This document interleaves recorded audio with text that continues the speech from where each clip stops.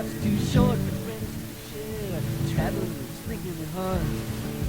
The city's commonplace, the air, the mountain bivouac and the bathing beach, where incidents draw every day from each memorable gesture and witty speech. To malice or circumstance, from their constant humor, slightly dense coercive rumors, in the silent stars. A friend is the old tale of Narcissus, not to be born is the best for man, an active partner in something disgraceful. Change your partner and dance while you can.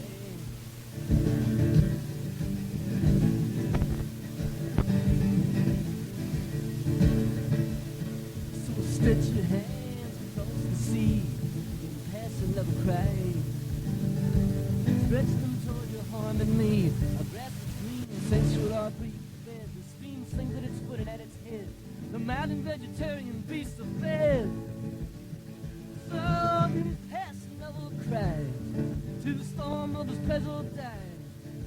From the bedpost and the rocks, Jet's enticing echo marks. In his voice replies, the greater the love, the more false to its object. Not to be born is the best for you, man.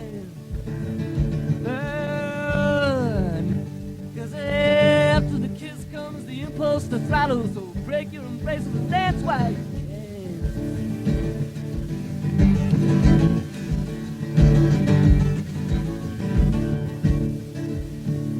I see the guilty world forgiven, the children in the chocolate sing. The ladders let down out of heaven, the laurels springing from the martyr's blood, the children skipping where the weeper stood, the lovers natural, the beasts all good. Oh, so the dreamer and drunkard sing, today they're so bright and green. Parrot wise with death's reply, whelping fear and nestling lie, woods in their echoes ring. The desires of the heart are crooked as corkscrews, not to be born is the best for you, man. Taking best of the formal order, the dancer's pattern, dance while you can. Dance, dance, for the figure is easy, the tune is catching, it will not stop. Dance till the stars fall down with the rafters and dance, dance, dance until you drop. Dance, dance, for the figure is easy, the tune is catching, it will not stop. And dance till the stars fall down with the rafters and dance, dance, dance until you drop.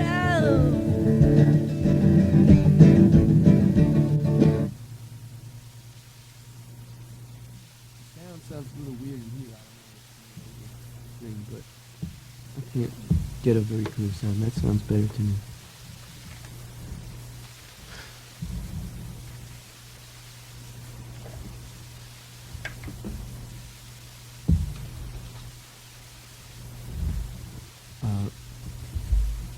Yeah, why not? I like to do a song which is well, it's adapted from a poem of Allen Ginsberg's called September on Jessore Road. It talks about his walking around the refugee camps after the war between Bangladesh and Pakistan, and I adapted it, changed it a little bit to talk about the drought in Africa. I don't know, I heard on the news the other day on BAI that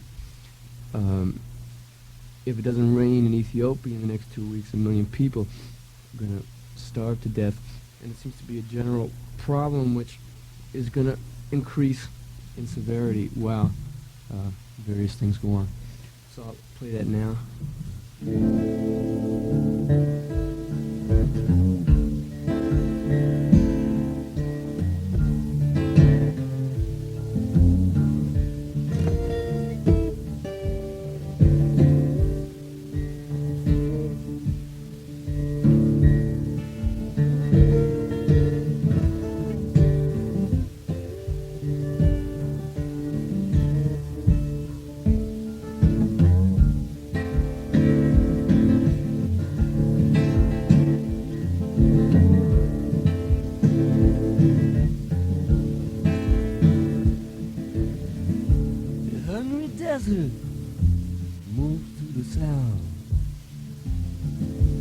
grass disappears and the kettle down.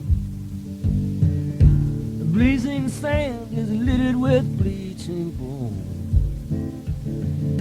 Millions of families are hopelessly alone. Millions of souls, 1974. Homeless in Africa, where the drought has taken off. A million are dead, and the millions who can walk to the cities, and still they stop there to ring out the tongues of the word for their woe.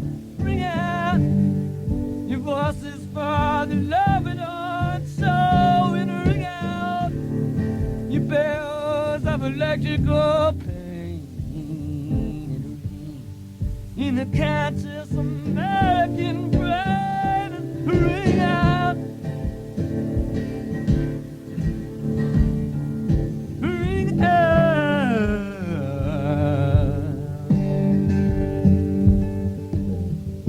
Millions of babies all watching the sky, bellies swollen with big red eyes.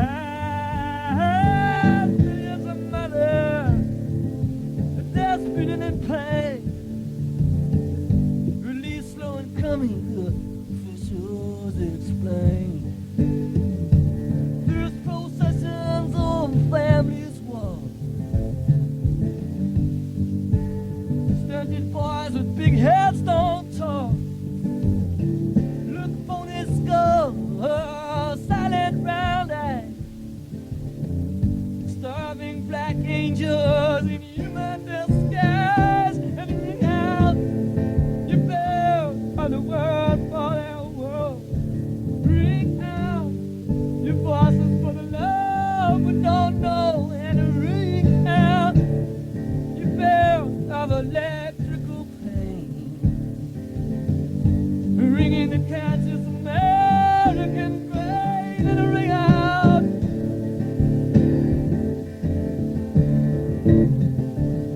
ring out.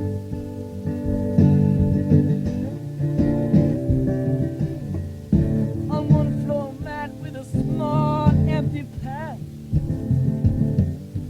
father lifts up his hands at their life. Mother squats weeping as she points to her son, standing thin-legged like elderly nuns. No vegetable money, no work for his man. Rain lasts 4 days and they eat while they can. Then children starve 3 days in a row, and vomit the next food unless they eat slow, and ring out the tongues of the world for their woe. Ring out voices for the love we don't know, and ring out your bells of electrical pain. And ring and ring and ring and ring in the conscious American brain. Ring out,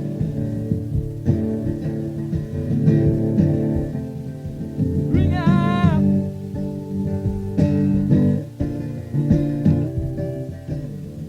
In the market here, food rise. Many of the hungry we have also got. Millions of chickens, cattle destroyed each week, and the farmers say they can't afford to sell cheap. How many million children are we who are lost? Whose are these daughters that we see turn into ghosts? What are our souls that we have lost care? Ring out your music, weeping for you down. Ring out your tongues of the word for their woe. Ring out your voices for the love we don't show, and ring out your bell of electrical pain. Ring and ring and ring, and the conscience American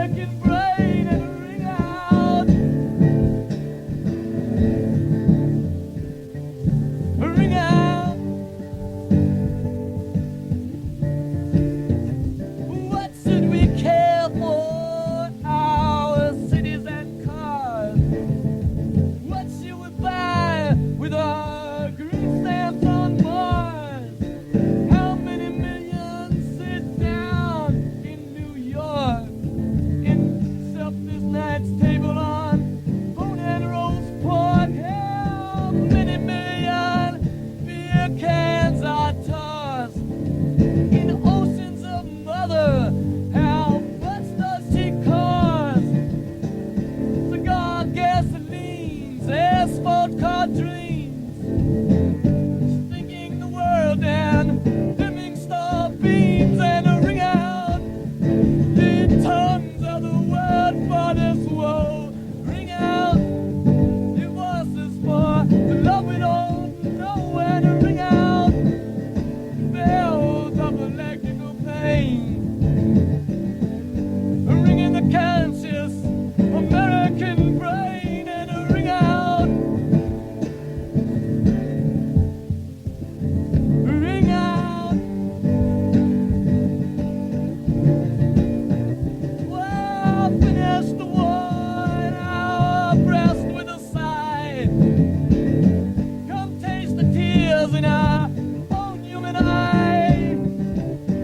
Videos, millions of phantoms you see, starved in samsara on planet TV. How many millions of children die more before our good mothers receive the great Lord? And how many good fathers pay their taxes to rebuild armed forces that bolster the children that they kill? Or ring out the tongues of the word for this woe.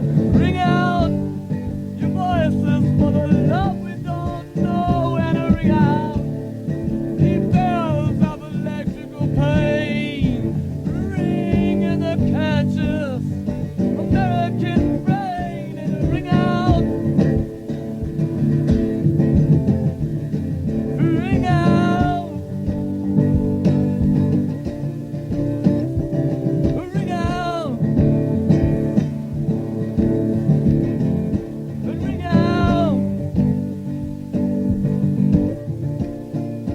Ring out.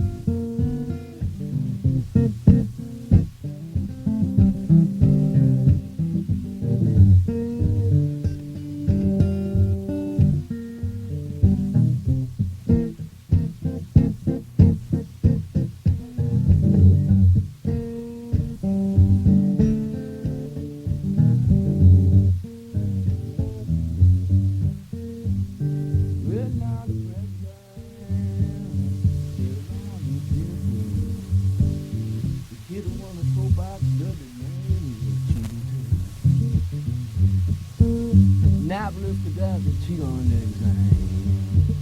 People start looking around, find Uncle Sam never had no plans. So you cheat on me, baby, and I would cheat on you.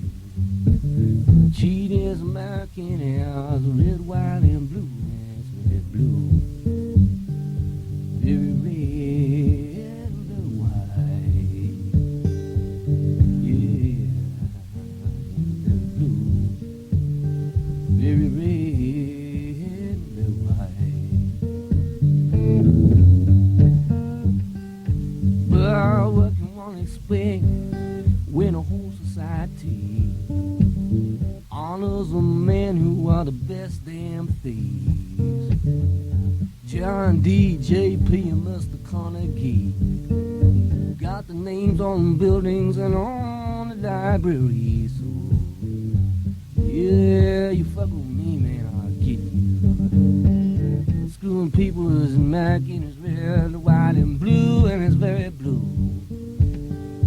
Very red and very white. Tonight, still very blue. And very white.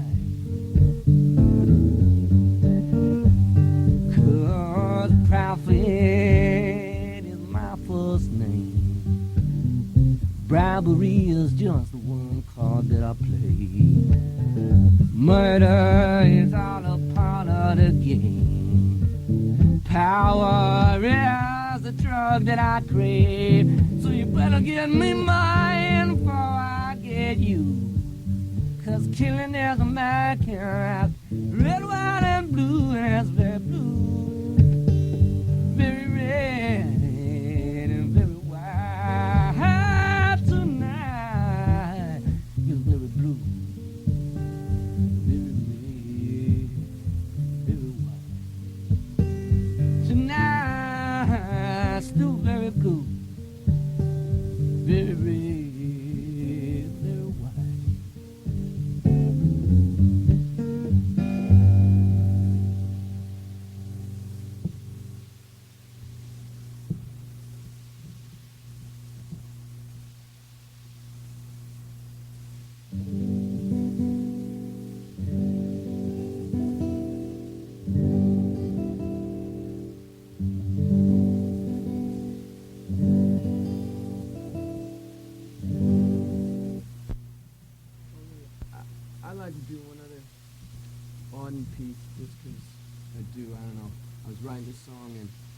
Sort of, and then I came across this poem, which is September 1st, 1939, which is the day on which Germans invaded Poland, and it seemed to be pretty close to what seemed to be going on. So it doesn't really fit all together, but it might make some sense.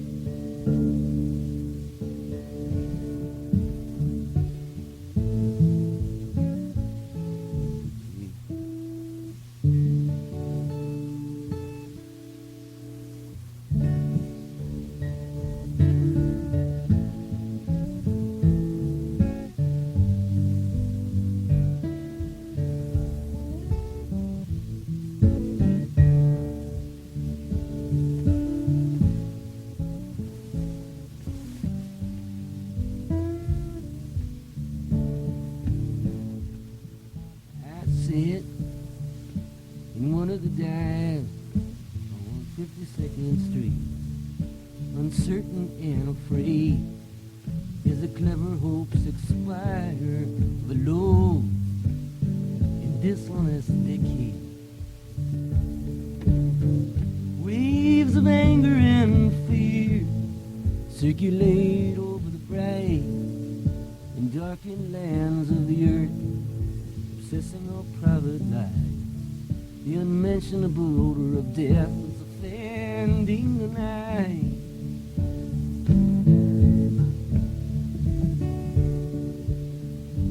Accurate scholarship can unearth the whole offense from Luther until now. It is culture mad. Find what occurred at Lynn, what huge immigrant made a psychopathic guy. But I and the public know what all school children learn. Those to whom evil is done, to evil in return.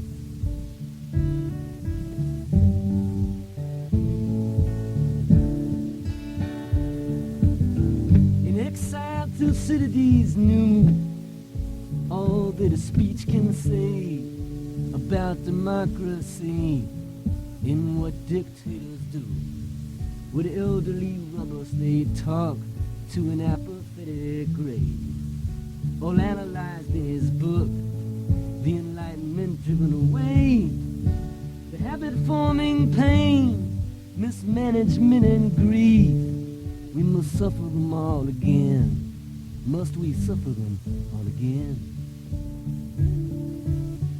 Into this neutral air where blind skyscrapers use the full height to proclaim the strength of collective man. Each language pours its vain, competitive excuse. But who can live for long in an euphoric dream? Out of the mirror they stare, imperialism's face and the international wrong.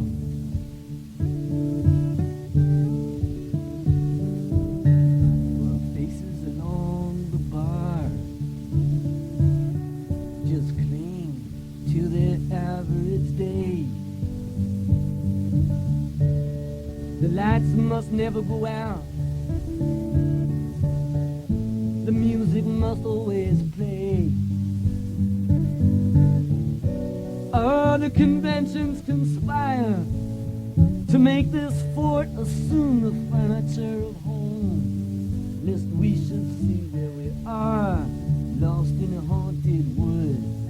Children afraid of the night who have never been happy or good.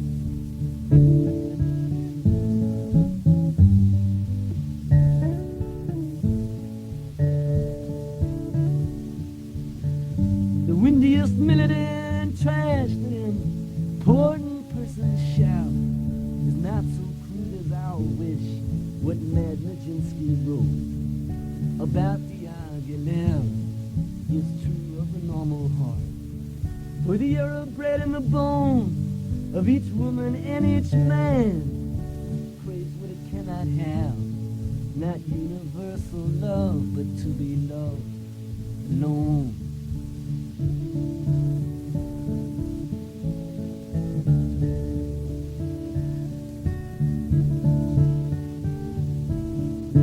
From the conservative dark into the ethical light, the dense commuters come, repeating their morning vow. I will be true to the wife, and I'll concentrate more on my work in helpless governors wake to resume their compulsions again and release them now. Who can reach the deaf? Who can speak for the dumb? And all that I have is a voice to undo the folded lies, the lie of authority whose buildings grow the sky, the romantic lie in the brain of the sensual man in the street. But there's no such thing as the state, and no one exists alone. And there is no choice for the citizen or the police. We must love one another or die.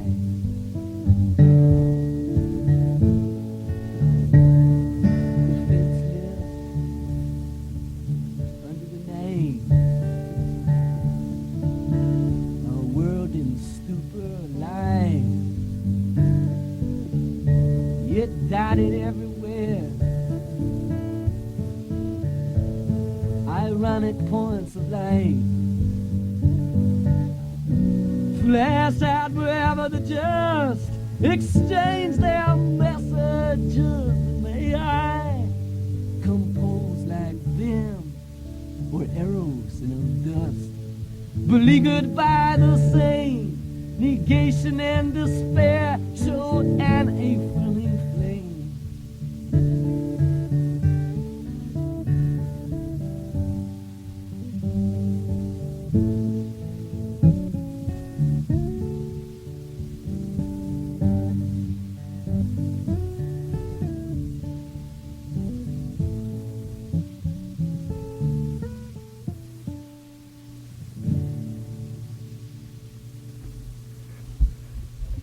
Wonderful. We're listening to Larry Estridge. This is WBAI FM in New York City, 99.5. And Larry's going to do another song or two, I hope, right? I was kind of hoping maybe you talk a little bit and I would Okay. read a little bit. Sure. Okay. We're okay. Let me. That's excellent. That works out very well.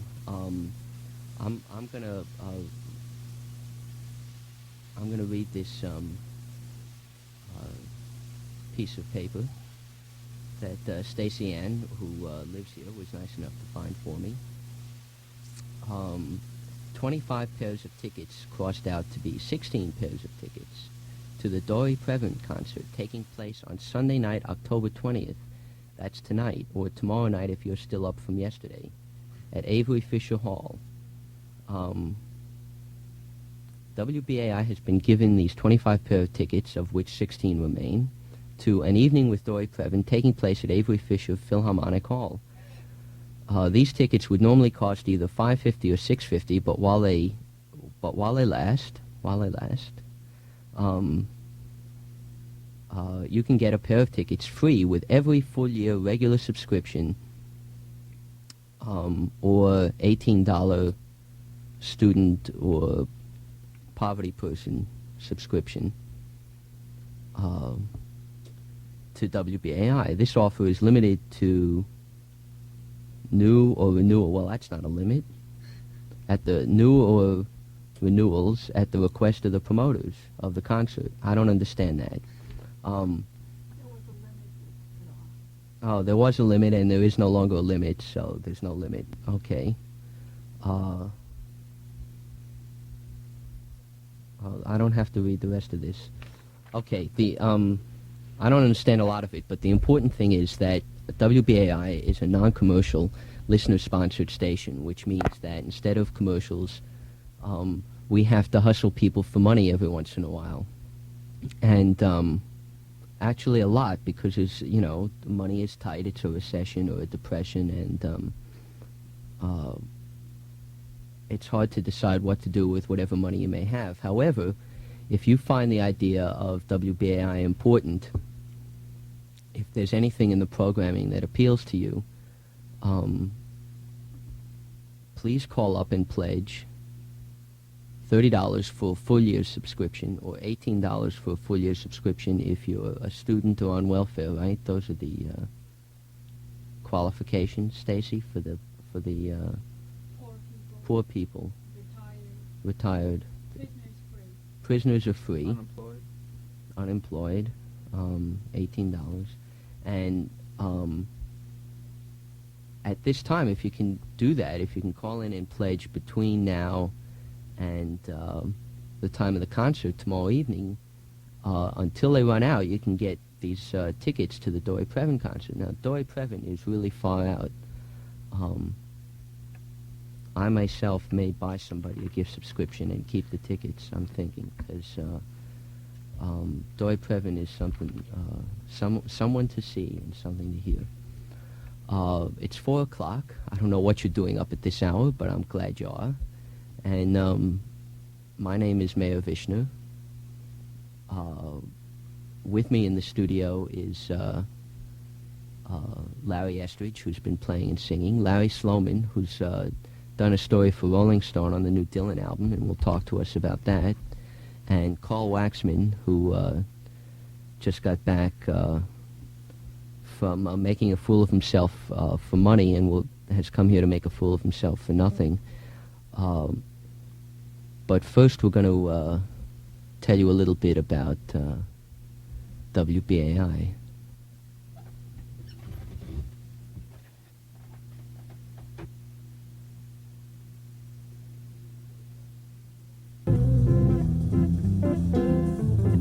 things go wrong in New York, America, or the world, we'll be here to tell you how bad it really is out there. You're tuned to WBAI, listener-sponsored non-commercial radio in New York. The voice of desperation.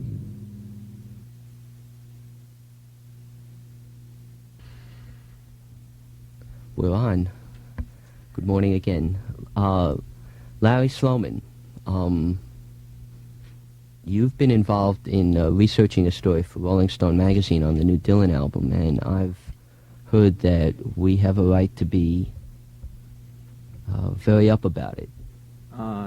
Yeah. I mean, it's hard. It's hard to talk following something like Larry, who was. The last time I saw Larry was at that Chili benefit, which meant a lot to all the people who were there, including Bob Dylan, who we're going to talk about now. It's always great to hear Larry. But Bob has a new album coming out, and the story will be in, I guess, the next issue of Rolling Stone. I think it's 174 or something.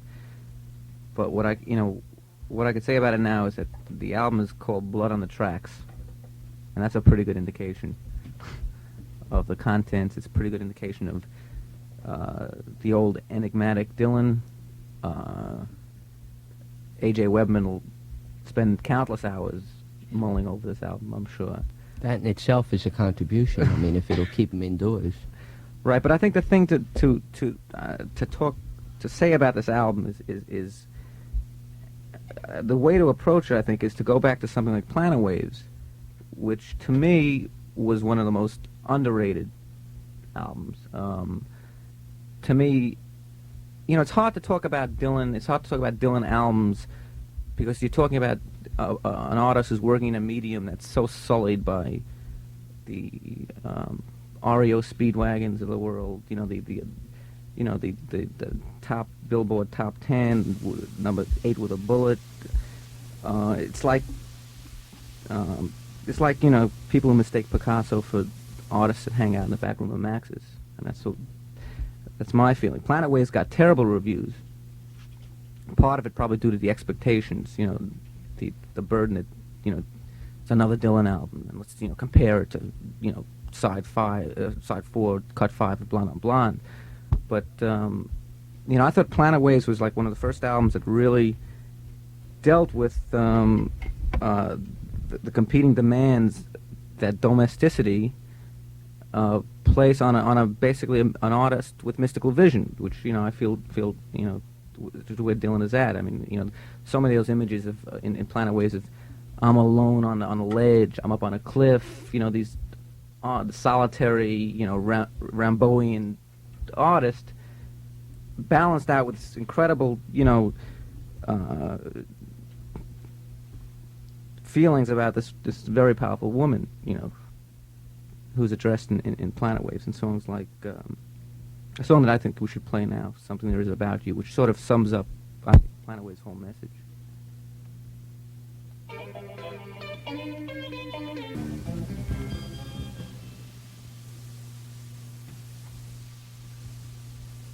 Okay. I think in terms of talking at all about the new album, if you read the liner notes on Planet Waves, and which an elegant poem, and in effect Dylan is saying back to the starting point. He's in effect promising a new cycle.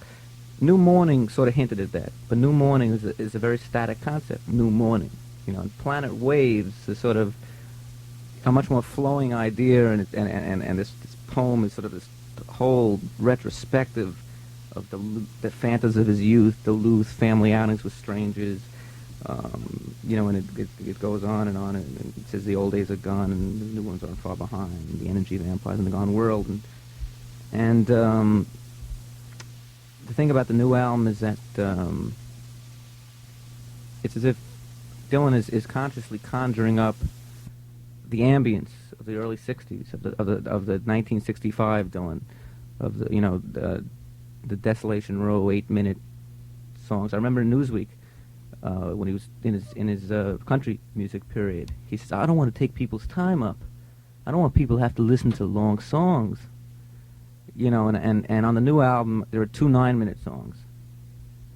There are also some very, very elegant love songs. Pete Hamill wrote the liner notes and was just, you know, in a conversation with me, just, you know, really said he couldn't find the vocabulary to describe the album. What's the release date? It'll be out, anticipated release date. I mean, with, you know, the thing about Dylan is that he drives the Columbia executives Meshuggah completely. Like, he'll come in to town and say, let's do an album. And in fact, he did, this is what he did on this album. He came into town and just said, let's do an album. And they, you know, very funny stories involved, which will be, you know, explored at length in the article if you read it, about how he got various musicians on the sessions and cut the sessions in the same studio as he cut his first album. John Hammond Sr. was there for vibes. Didn't play him, but he was there for them. And Who are the personnel? Eric Weisberg plays Eric Weisberg's band, Deliverance. Fine band. They had just played Max's last week, 2 weeks ago. Charlie Brown, Tony Brown. Charlie Brown, the guitar player. Right, and Tony Brown. Richard Crooks, the drummer. And Eric plays a multiplicity of instruments. And basically very little overdubbing. And, you know, early to mid-60s Dylan. Every comment I've heard from, you know, a variety of sources that I contacted who, you know, either at the sessions or heard the tapes, is that, you know, I'm stunned. I'm still stunned. I'm knocked out. It's, you know, it's Bob's being a poet again.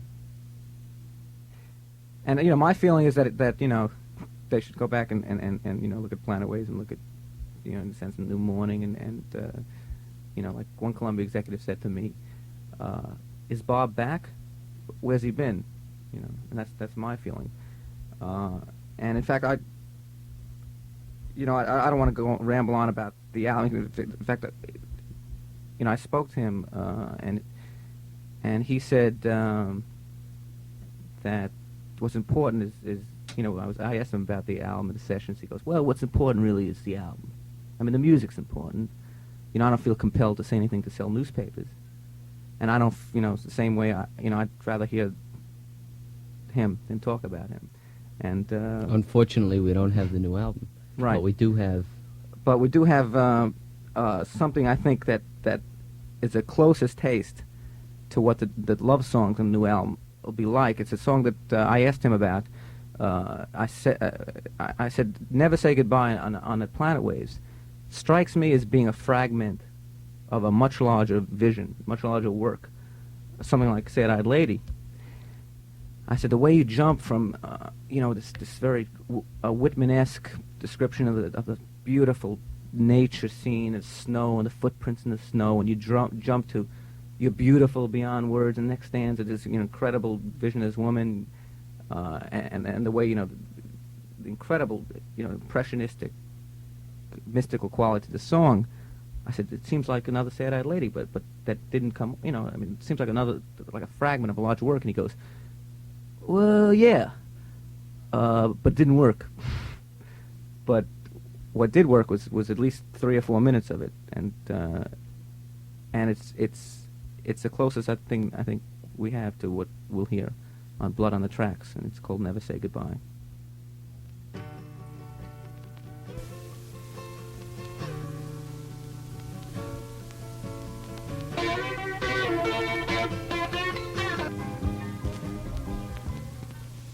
And as Dylan fades away, I want to thank Larry Sloman for this tantalizing little meager peek into Blood on the Tracks, the upcoming Dylan Columbia album. It's good to feel that someone like Dylan is writing things that people are going to say, that reminds me of a time when I was into things, you know.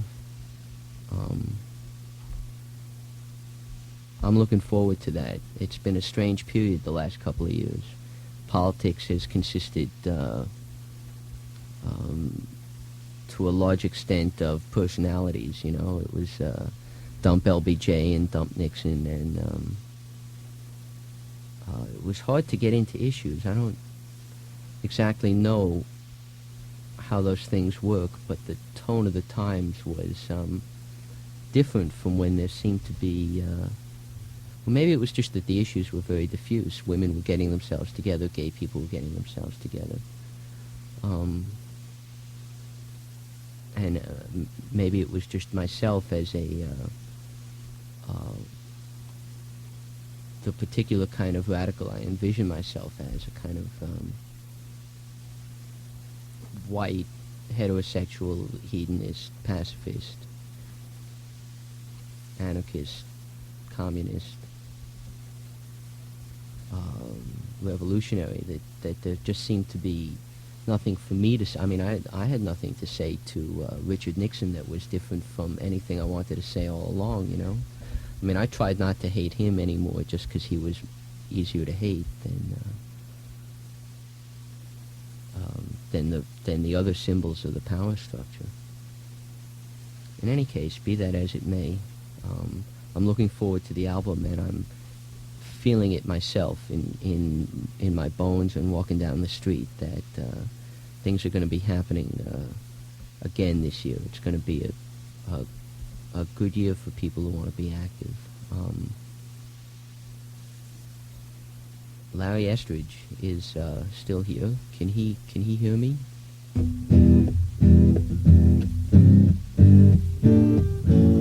Yes, he can. Wonderful.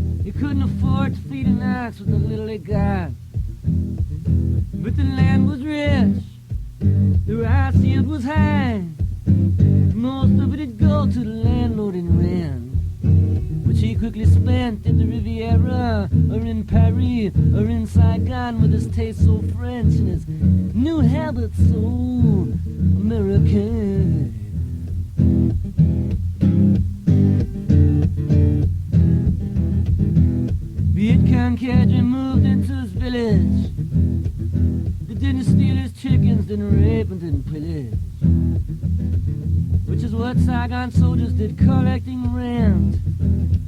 The communists said, don't play, we'll try to protect you. Well, that man was a family man. He had 3 children and was trying to keep fed. He didn't care for politics, he didn't give a damn, but he understood hunger. You can understand. So he stayed living there because the communists acted like they were his friends.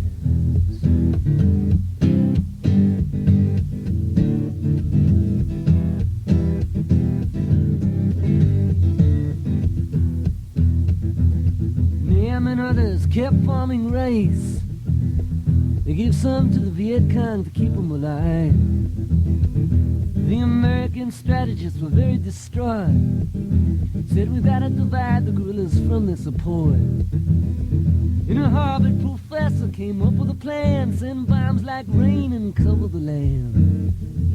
Day after day, without pause, without pity, the peasants will pack up, they'll move to the city. They become a pool for the draft, later for the factories, and the generals bowed to his deep understanding and simplicity, because they were ready to try anything.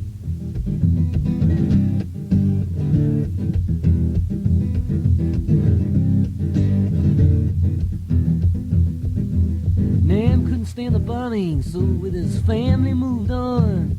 He built a shack out of garbage in an alleyway of Saigon.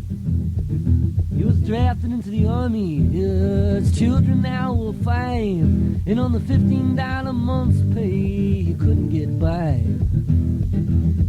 But his wife walked the streets selling lottery tickets, and when free from the army, he took all they had.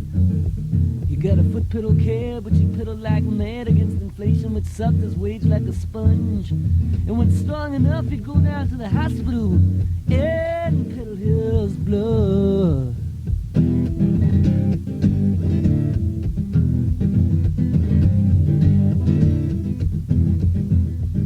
One day after selling his blood, he found that his foot pedal cab was nowhere around. He searched through the city for almost a week, desperate and crazy, broken and beat. So he pawned his whites and he pocketed the money, gathered up his children and took them to the movies. After the picture, he took them to a church. He told them to wait there, that soon he'd return. And he bought a box of matches and some gasoline in a plastic bag.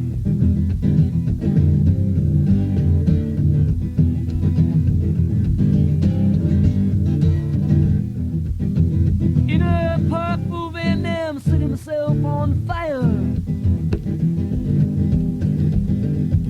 Beside the cathedral with its lofty spire. In a blazing song of one man's despair, whose life was tortured and death cut the air. Forget if you can the litanies of honor and of peace, of boredom and of apathy, of privilege and of ease. Your national chauvinisms, usual as business hymns to security in prisons, or merely condemns all I see to the plague from which there must be relief, short of death.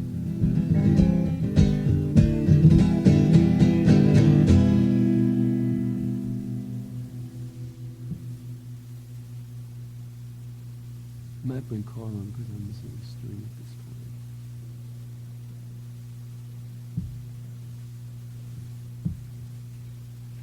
Say that again. I didn't hear you. I said bring Carl on because I've broken a string. You've broken a string. Yeah. Oh, this is a perfect opportunity. Carl Waxman is a friend of mine who hangs out at music bars to heckle at precisely moments like this, and probably has something thoroughly irrelevant to inject at this point. Do you have your earphones on?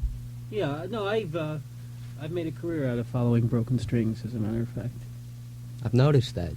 I started the Gaslight and in the old days when the hootenanny meant something. As a matter of fact, Larry played up at did I run that or did you? Yeah. Were you there that night? I or was there. You were doing it that night. I was. Dr. Generosities. I was just back from. With Jake. Jake broke strings at Doc. Well, you've worked a lot with Jake. Breaking strings. Jake and the Family Jewels are the. If the graffiti on subway walls was music, that's what Jake plays. City funk. Is that my wheezing I hear, or is it somebody else who's wheezing? I think it's 4:28 in the morning. It could be anything. I think it's my wheezing. Well, where's You Steve? did- Where's Steve Post? Steve. I've been out of touch for a while. Yes. Isn't Steve here to do the sign off? Isn't this the time? I used to do that for years. Tell me some of your new Wilbur Mills jokes. Be timely. Oh, all right. See, I made a basic mistake. You never tell your jokes beforehand before you go on. Then nobody laughs the second time, and everybody else in the audience It's thinks 4:28 in the morning. Nobody's laughing. All right. Well, I don't know if you heard about it, but Wilbur Mills is just taken to the hospital for an operation. They had to remove a breast from his hand. 2, 3, 4. But seriously, folks, they've just come up. That was the sound of 2 hands clapping once. They've just come up with a new cocktail called the Wilbur Mills cocktail. You drink 2 and you forget your ways and means. But you know, the thing is, being a comedian and trying to write lines on top of that, you can't beat what the man said himself. He was down talking to his constituency in Arkansas, and said to him that he'd learned his lesson, that he would never go out drinking with foreigners who drank champagne again. He knew his limit. It's good to know that after all this time in Congress, he's not incapable of learning anything. Well, no, he learned his limit was 1 champagne and 1 Argentine firecracker. It's a new drink, the Argentine firecracker. You know, speaking of Watergate. Oh, yes? Terrific. This other voice is Larry Sloman making an impossible segue. What I thought was really good is that John Dean's testimony is obviously going to be corroborated. What's the word? Corrugated. Right. I don't know. I wasn't speaking. Dean obviously is not a liar or a crook, because that one absolutely prophetic passage in the presidential transcripts for that matter, where he says that there was a cancer growing on the presidency. And of course, this was all predicted on cut 4 of Blonde on Blonde. If you play it backwards. At high speed. Or if you take high speed and then play it backwards, you can hear all those things. Yeah, whatever happened to those things with albums with secret messages if you ran it on plastic tape backwards and saw faces in the albums, and I know what I'm talking about. What are we doing here? You're my friend. Is it Mayer or Meyer? It's Mayer more often than not. I thought it was neither. Why aren't you writing for the Village Voice? I have this block. Which block is McDougal. Don't insult me. Well, that's what we always did here. You see, maybe there's new vibes here. I know the studio is a lot better than it used to Steve be. Post could handle it because because he lived on it. Because he lived on it, right, and he needed it actually. Steve had one of the most incredibly negative neuroses that have been turned to semi-productive pursuits. Is it true you wrote his book, Carl? No, as a matter of fact, not only didn't I write his book, but I didn't read his book. I started to, actually, but it was too late in the morning and I fell asleep.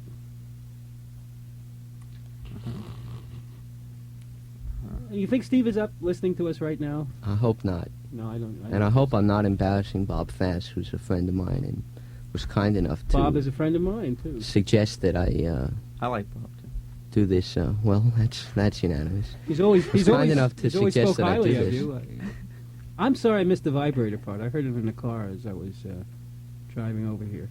And I particularly like the guy who, when he gets near a beautiful woman, starts shaking. Yeah, he was one of our better calls. I'd like to fix him up with my sister, if I had a sister. He was one of the before cases in the Masters Johnson therapy, wasn't he? Well, or during. I know, he sounded... They use vibrators. It was sort of like a weak macho attempt at something. All right, listen, Carl, it's late or early in the morning, depending on your perspective. And you did 3 shows tonight, right? You did That's true. 2 at the Improvisation and 1 at Catch a Rising Star, or vice versa, something like that. Yes, no, I did the Catch a Rising Star in between the other 2. And I was well received. I'm sure you were well received. At both places. 3 times. Right. Well, that's pretty good for one night, and it might be more than one should ask to ask you to do anything more. But well, I was actually hoping to get laid. What's could you review some of the things that people are responding to? I'm actually curious. Aside from my morbid curiosity in you and your ability to find funny things and things that I know are funny, but I just don't know why. What kinds of things are nightclub audiences responding to tonight, as it were, in your when they should have been home listening to us, or at the very least watching the Rolling Stones on Channel 5 or reading the Sunday Times? Nightclub audiences are responding to the same thing that they always responded to. Dirty jokes. Sexist humor. Yeah. Objects and gentlemen. Yeah. Hey, there's a line I seem to have said once. No, it's strange because the two places I was working at this evening are not typical nightclub audiences because the Improv in particular is a place where people go to hear young comedians, up and coming comedians, So what were you work doing out there? new material, and it is not television bland stuff that they do, and there's a lot of there's commentary that's made. It's not. It wouldn't go good with Elephant's Memory, but it would. It's not My Wife's So Fat jokes either. I worked with Elephant's Memory, and it was always a pleasure to work to their audience, which was a group that spent most of the day building pipe bombs in cellars, and at night didn't come out to laugh a lot. So there's a space there. There's 5 years that's different. Television is behind 5 years, and nightclub audiences, if you're going to use the word nightclub rather than a coffee house or concert audiences, because those are different. A nightclub audience is still into pinky rings and driving back to New Jersey. And What kinds of things do you get a good response, of your own material? I mean, I don't want to do I could ask you to do, ask blah, me blah, a question blah, blah, blah. that's not on that card. What you mean? What kind of material have I been doing recently that's been getting laughs? Yeah. Nothing. That's why I'm here. No, well, I've been talking about Jerry Ford, who was our new president. Well, that's a cheap shot. Yeah, get it is. laughs, It to is. get laughs. Lyndon Johnson said it all years ago, and he said Jerry Ford has played too many football games without his helmet on. Can't walk and chew gum at the same time. Then if you listen to his speech at the Future Farmers of America, He can't speak in chew gum. well, no, I think he does chew gum. Well, listen. Let's face it. All right, the guy is not the best speaker in the world, but he's a jock. I mean, that's why you like him. He's a jock. He's a nice guy. He was the captain of his football team in Michigan the year they won 1 and lost 7, and has represented a safe Republican district for 25 years. So he's not. I don't think he wants to be there. I think they fooled him into it. He didn't think Nixon was going to quit when he took the job. Now he's just waiting for Rockefeller to take over for him.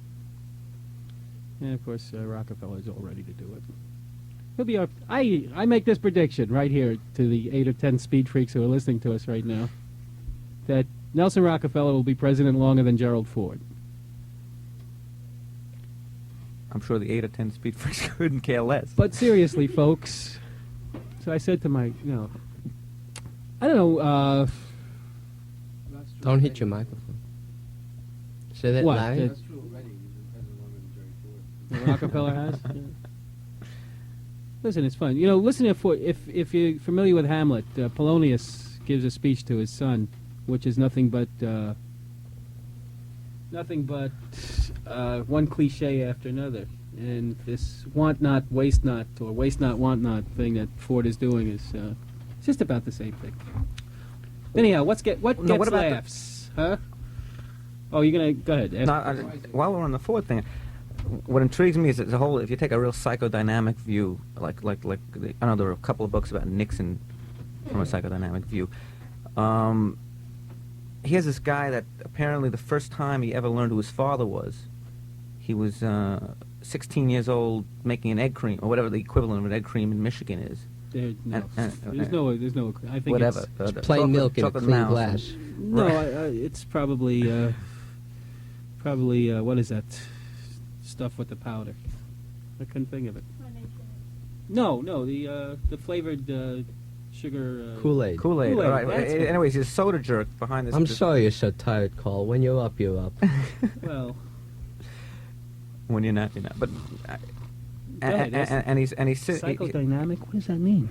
and he's standing there, and this guy comes in, and he looks like a cheeseburger and malted.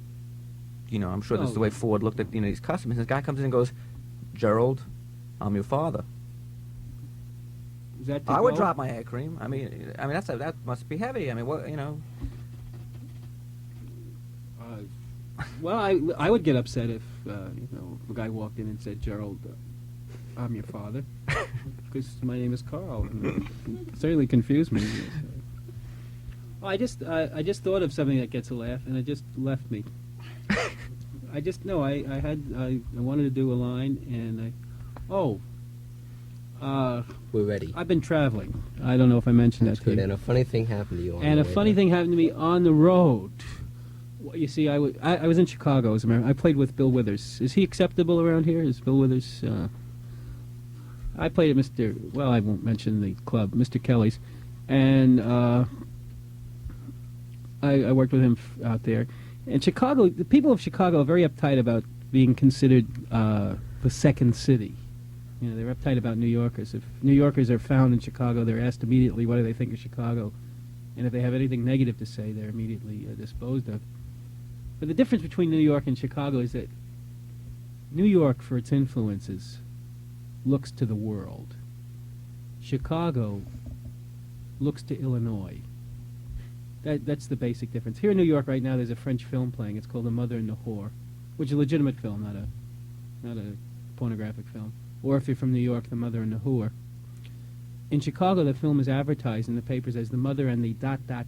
asterisk. Call theater for further information. And you call a theater, and they pick up the phone, they say, whore, hang up, and that's it. But at least they keep it off the streets out there. I was in L.A. also, where Nixon got his punishment. That was his punishment. They gave him a plane ticket to L.A., and he's out there with people who still believe in him. They call him the San Andreas Fault out in California. Pleasant kind of... I met a girl out there who still believes in Richard Nixon and the Tooth Fairy and that French kissing can make you pregnant. Nice girl, though, blonde, blue-eyed, crew cut. But they don't care because they don't know. They don't want to know. They don't even read they don't read newspapers out there because the newspapers they have there are unreadable. Los Angeles newspapers are to journalism what the TV Guide is to literature. Birds will not allow those papers in their cages. Out there, gossip is what is important. I learned things like Cat Stevens' real name is Stephen Katz. That's what they told me out there. Wayne Newton is not a fag. Wayne Newton is a dyke. They told me those things in L.A. These are the things you learn on the road and getting by in motels. Read another card, Mayor. I don't have any cards. Oh. I just have this Do I get the Douglas promo show for the from this? station. There are still 16 tickets left to the Dory Previn concert that people can get 16 pairs of tickets. 16 pairs of tickets, and there's a phone call. Do we want to take this phone call? Oh, Sure. We're going... delay. Let's vote. Maybe it's Steve Post. We're going on Maybe it's delay. Dory Previn. Be quiet. We're going on delay.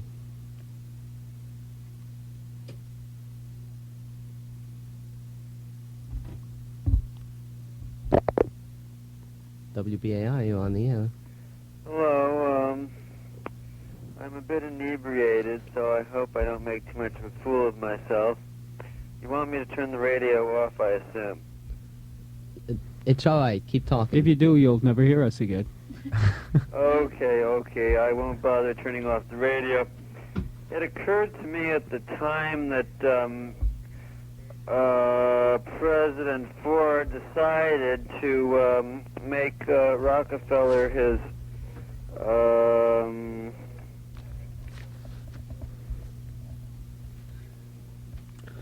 second in command, that he was in effect committing suicide, because I can just imagine a few months months from now, after Rocky has been confirmed, assuming he manages to get past his income tax deduction difficulties, etc., we'll be reading amusing items in the newspapers about how Jerry Ford very narrowly missed being killed when a airplane mysteriously crashed into the White House, and how Jerry Ford... Faithful phone-inner. How you doing, Ken? Doing very well. I was just sitting back, smoking, and enjoying the show. I made all sorts of copious, I think they're called, notes on the Consumer's Report. I mean, if anybody really has to know what to get for 1995, I think that was an excellent suggestion. Or for this year, for Christmas, for people, we have... Marvelous. I think some of the novelty numbers would be particularly appropriate for stocking stuffers. That's where it's at. I enjoyed listening to the lyrics of Larry again. I think that they all deserve to be heard many times. And I was glad to hear the good news about Dylan, because I think it's about time he went back and revisited, like so many of us have had to, the periods that we were at in the past where we might not have realized we made real headway. I don't think a lot of people realize that there's probably a good chance that by demonstrating we prevented an atom bomb being used in Asia. Or something, maybe. Yeah, Listen, Ken, I wanna grab a segue. You mentioned that it was nice to hear Larry Estridge again, and I have a favorite Larry Estridge song that was put out as a single. Larry and some other friends of mine, Elliot Randall and people, got a little bit of money and time together and put out a song called "There's a Change in the Weather" Yeah, I brought on a Bob the 45. copy he was playing because I knew Bob misplaces things. Yes, he does often, and I haven't been able to find one here. But and that was "There's a Change in the Weather" was a song about the Watergate. Yes, I'm carrying Whatever's. the lyrics in my pocket. I've been showing it to a lot of people, and they've been saying, "When did he write this?" Because he was a seer. Yeah, well, And I think I'd like so. to hear it now. So Well, you can't hear that one now. But on the flip side, We have a number Is- by Tommy James and the Shondells. the flip side was a song that's one of my general favorites, all-around favorites, and I was really glad they put it on the record. And on the record, Elliot Randall does some amazing guitar licks that sound like cellos and some terrific things. And I want to play that and some more Ron McKinnon and some Hamilton Camp to take us out into the morning. Right. It's well, I'd like to hear from Larry anytime he wants to call. I'm listed in the phone book as Ken McLaren. Right. Everybody knows my Right. number anyway. I've yet to get a crank call. oh, we've got Ken, good to hear from you.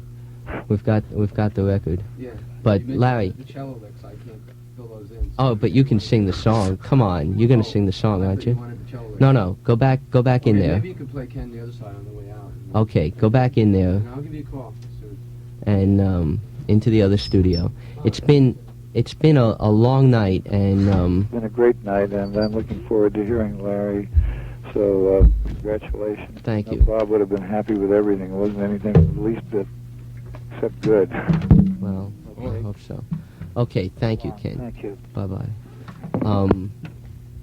I just want to say it's been quite an experience for me.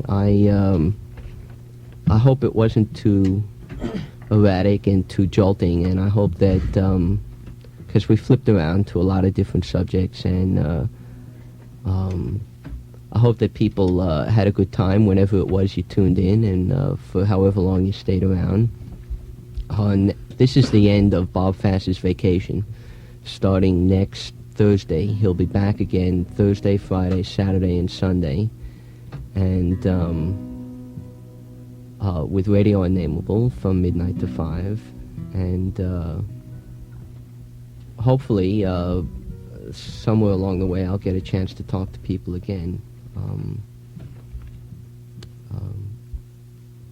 Good night, and thank you for being with us.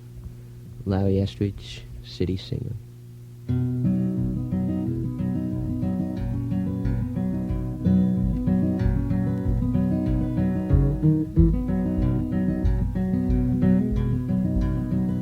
Lover, you sting me once again, as you only care about me.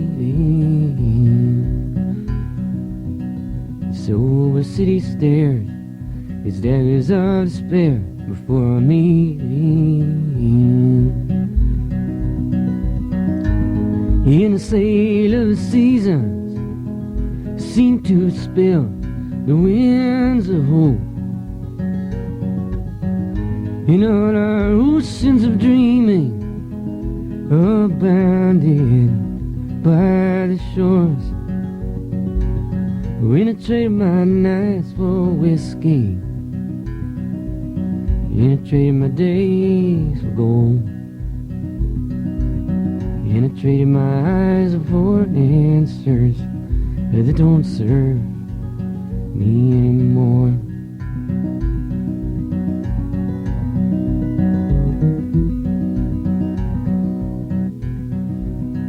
Lover, with all we've now been through, your eyes still shine true as believing you do. Moonflowers of the sun, open as the dawn, though not fleeting, and so bright to pale my reason, which fade just because a distance is like treason, though it knocks at the doors.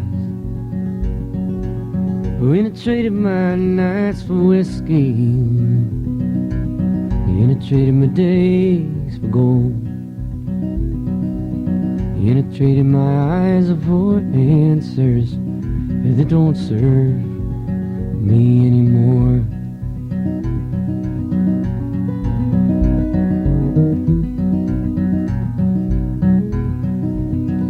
Loving, the pendulum still swings me into circus rings of the restless. I ask you not to fear, your gifts are far more rare than precious. African emeralds, than souls of dust. And then as taking feather, oh, the touch of the stars. So I trade my nights for rainbows, and I trade my days for poems, and I trade my eyes for wonder, and I walk on.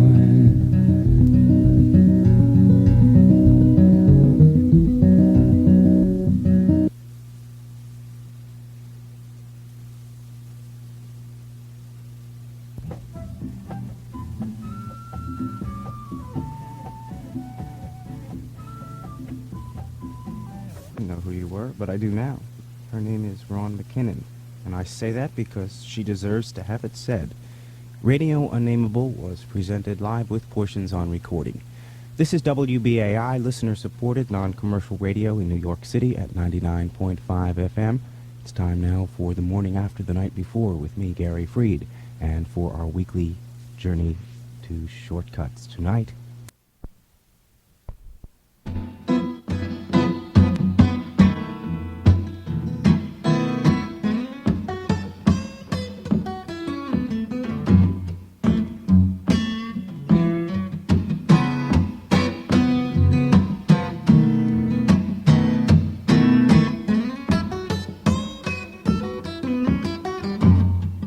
This was the last stop, it's the end of the line. The death hounds played for a good heart, it makes those who can't see blind. We'll keep on getting crazy all the time in the death hound. There's nowhere to go, nothing to do but meaningless time here. Time that does not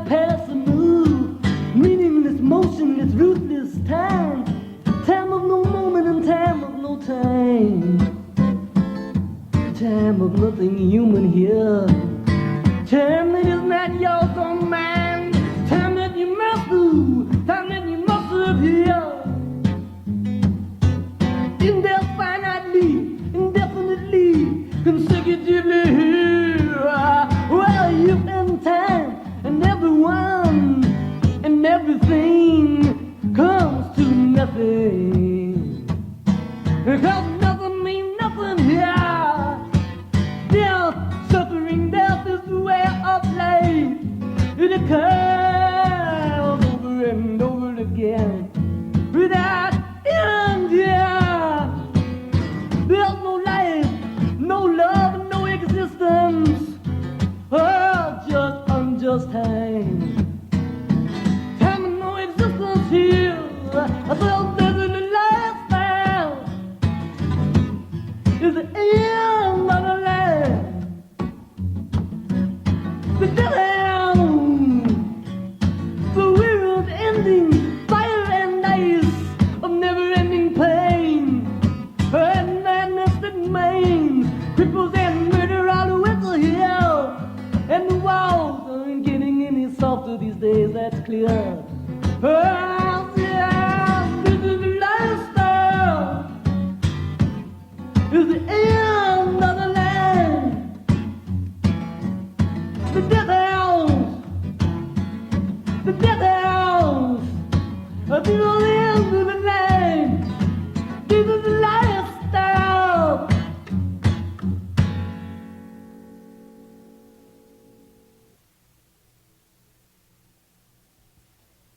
Well, this is WBAI FM 99.5 in New York City.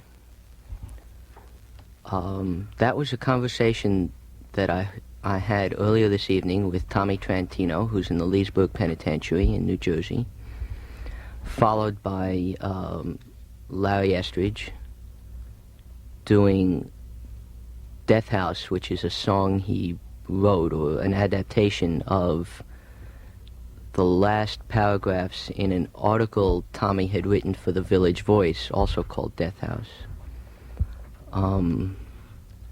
There was some, and Charlie Trantino, Tommy's wife, is here, and we're going to be reading some from Lock the Lock, which is Tommy's book. There's something I should mention. While the tape of the phone conversation was on, we got a couple of calls objecting to the bleeping out that we were doing.